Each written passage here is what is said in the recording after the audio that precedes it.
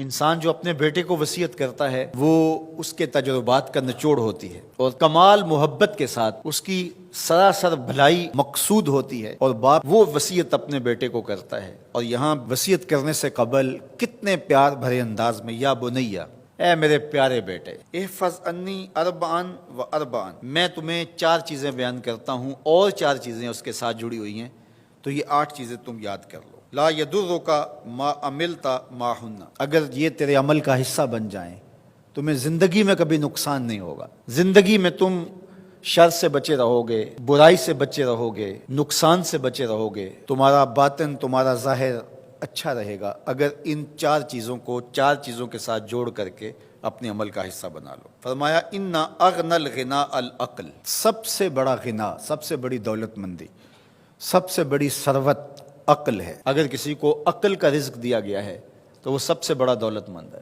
اگر اس کے پاس مال و متاع بہت سارے ہیں لیکن بے وقوف ہے تو وہ دولت مندی نہیں ہے۔ وَأَكْبَرُ الْفَقْرِ الْحُمْقُ، اور سب سے بڑا فقر اور سب سے بڑی محتاجی جہالت ہے۔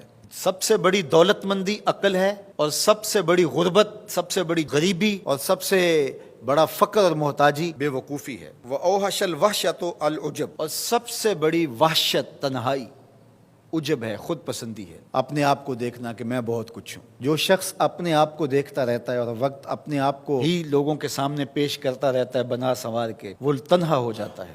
لوگ اس کی ان خوبیوں کا بھی انکار کر دیتے ہیں جو خوبیاں واقعتاً اس کے اندر موجود ہوتی ہیں۔ اگر پاؤ ہے تو اپنے آپ کو سیر نہ بتاؤ، لوگ پاؤ کا بھی انکار کر دیں گے۔ تو جو جس حالت میں ہو وہی حالت لوگوں کے سامنے ہونی چاہیے، بلکہ اس سے اگر کم ہو۔ شیخ سعدی نے ایک بڑی خوبصورت بات لکھی کہ تم برے ہو لوگ تجھے نیک سمجھیں یہ بری بات ہے، لیکن تم نیک ہو اور لوگ تجھے برا سمجھیں تو کوئی فرق نہیں پڑتا، تم اللہ کی نظر میں نیک ہو۔ اس لیے تم اگر سیر ہو اور لوگ تمہیں پاؤ سمجھے تو کوئی فرق نہیں پڑتا، لیکن اگر تم اپنے آپ کو پیش کر رہے ہو تو لوگ تمہاری اس حیثیت کا بھی انکار کر دیں گے جو تمہیں حاصل ہے۔ وَأَكْرَمُ الْحَسَبِ حُسْنُ الْخُلُقِ، سب سے اچھا جو حسب و نسب ہے وہ کیا ہے؟ میں فلاں ہوتا ہوں، میں فلاں ہوتا ہوں، میں فلاں کا بیٹا ہوں، فلاں قبیلے سے میرا تعلق ہے، میرا باپ بڑا امیر کبیر تھا۔ اپنا حسب نامہ اس طرح لوگ پیش کرتے ہیں، مجھے جانتے ہو کہ میں فلاں ابن فلاں ہوں۔ سیدنا علی المرتضیٰ فرماتے ہیں بہترین جو حسب ہے جو آپ پیش کرتے ہیں وہ کیا ہے؟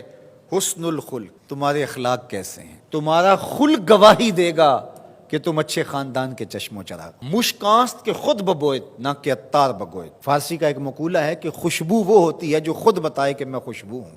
خوشبو بیچنے والا بتاتا پھر ذرا سونگ کے دیکھیے یہ بڑی اچھی خوشبو ہے، ذرا سونگیے، کہا یہ بتانے کی ضرورت نہیں۔ حضرت علی المرتضیٰ فرماتے ہیں تمہارے خلق کی خوشبو سے لوگ سمجھ جائیں گے یہ کون ہے، تمہارے اخلاق اتنے اچھے ہوں کہ لوگ پہچان جائیں تم کون ہے۔ تو بہترین حسب و نسب کیا ہے؟ اپنے بیٹے حضرت امام حسن رضی اللہ تعالیٰ عنہ کو بتا رہے ہیں۔ مجھے بتائیے امام حسن سے بہتر نسب اور حسب کس کا ہو سکتا ہے؟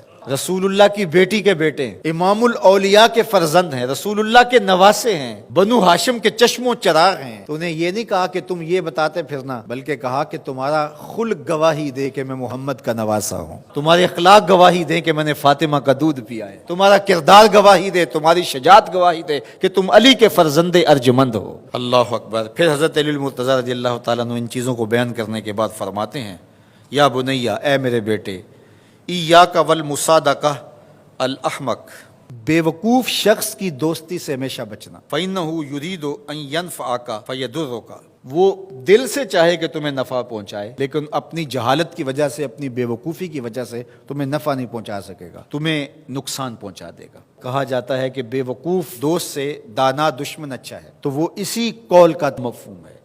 آپ نے اپنے بیٹے حسن کو یہ نصیحت کی، یہ نصیحت پلے باندھنے، اور کبھی بھی جاہل اور بے وقوف سے دوستی نہ رکھیں، اس سے رویہ اچھا رکھیں، سلوک اچھا کریں، اس کے لیے خیر کا ذریعہ بنیں آپ۔ یہ مطلب نہیں کہ بے وقوف کو آپ سلام بھی نہ کریں، لیکن دوستی اعتماد آپ اس پہ نہیں کر سکتے۔ وَإِيَّاكَ وَمُصَادِقَةَ الْبَخِيلِ، اور بخیل سے کبھی بھی دوستی نہ لگانا۔ فَإِنَّهُ يَبْعُدُ عَنْكَ أَحْوَجَ مَا تَكُونُ إِلَيْهِ، اس لیے کہ جب تجھے انتہائی ضرورت کا وقت آئے گا تو وہ تجھ سے دور ہٹ جائے گا، اور تو اس پہ توقع لگائے ہوئے ہوگا کہ میرا دوست ہے اور اوکھے ویلے میرے کام آئے گا، لیکن اوکھے ویلے وہ کام نہیں آئے گا۔ تو بخیل سے دوستی کا رب نہیں رکھنا۔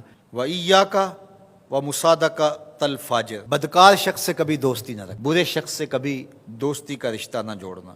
فَإِنَّهُ يَبِيعُكَ بِالطَّافَةِ، جو فاسق و فاجر ہے، برا شخص ہے، بدکار ہے، اس سے دوستی نہ رکھنا، اس لیے کہ وہ بہت تھوڑی قیمت میں تجھے بیچ دے گا۔ اور آخری بات، وَإِيَّاكَ وَمُصَادَقَةَ الْكَذَّابِ، جھوٹے آدمیوں سے کبھی دوست نہیں رکھنا۔ فَإِنَّهُ كَالسَّرَابِ يُقَرِّبُ عَلَيْكَ الْبَعِيدَ وَيُبْعِدُ عَلَيْكَ الْقَرِيبَ، وہ بعید کو تجھے قریب دکھائے گا، قریب کو تجھے بعید دکھائے گا۔ جو چیز قریب ہوتی ہے، جو سراب ہوتا ہے تو دور سے پانی دکھائی دیتا ہے، لیکن جب قریب جا کے دیکھتے ہیں تو سراب ہوتا ہے، پانی نہیں ہوتا۔